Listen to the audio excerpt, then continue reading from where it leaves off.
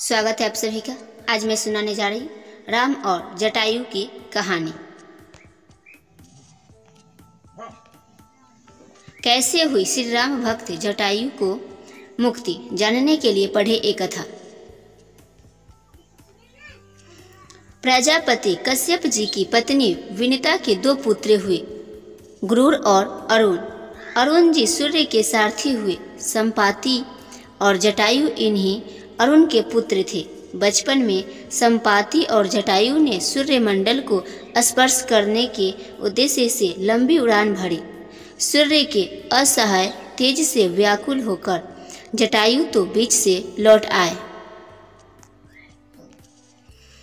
परंतु संपाति उड़ते ही चले गए। सूर्य के निकट पहुंचने पर सूर्य के प्रखर ताप से संपाति के पंख जल गए और वह समुद्र तट पर गिरकर चेतना शून्य हो गए। चंद्रमा नामक मुनि ने उन पर दया करके उनका उपचार किया और त्रेता युग में श्री सीता जी की खोज करने वाले बंदरों के दर्शन से पुनः उनके पंख जमने का आशीर्वाद दिया। जटायु पंचवटी में आकर रहने लगे। एक दिन शिकार के समय महाराजा दशरथ से इनका परिचय हुआ और यह महाराज दशरथ के अभिन्न मित्र बन गए।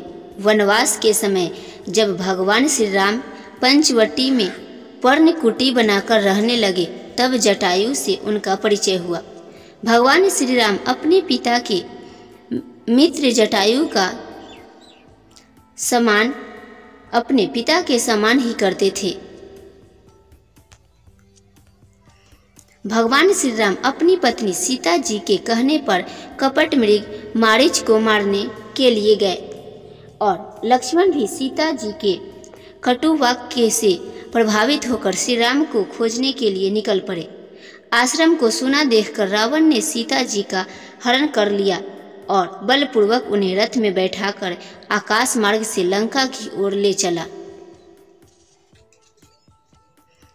सीता जी का करुण विलाप सुनकर जटायु ने रावण को ललकारा। जटायु का रावण से भयंकर संग्राम हुआ और अंत में रावण ने तलवार से उनके पंख काट डाले। जटायु मरणासन होकर भूमि पर गिर पड़े और सीता जी को लेकर रावण लंका की ओर चला गया। सीता जी को खोजते हुए भगवान श्री राम की दृष्टि घायल जटायु पर पड़ी।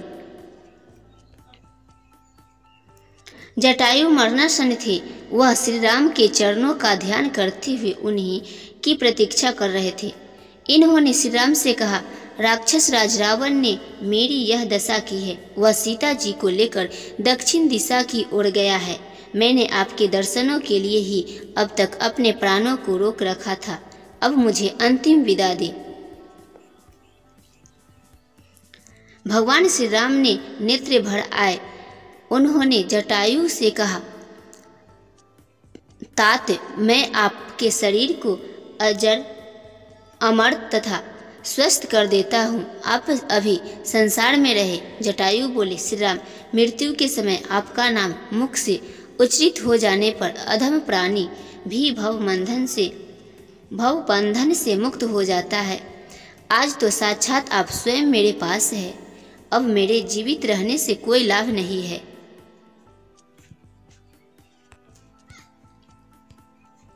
भगवान श्री राम ने पक्षीराज जटायु के शरीर को अपनी गोद में रख लिया। उन्होंने शरीर की धूल को अपनी जटाओं से साफ किया।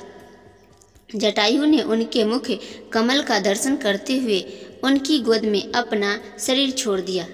इन्होंने परोपकार के बल पर भगवान का आश्रय प्राप्त किया और भगवान ने इनकी अंत्येष्टि क्रिया को अपने हाथों से संपन्न किया। पक्षीराज जटायु के सौभाग्य की महिमा का वर्णन कोई नहीं कर सकता। इस वीडियो में अंत तक बने रहने के लिए धन्यवाद। भगवान आपकी हर मुराद पूरी करे।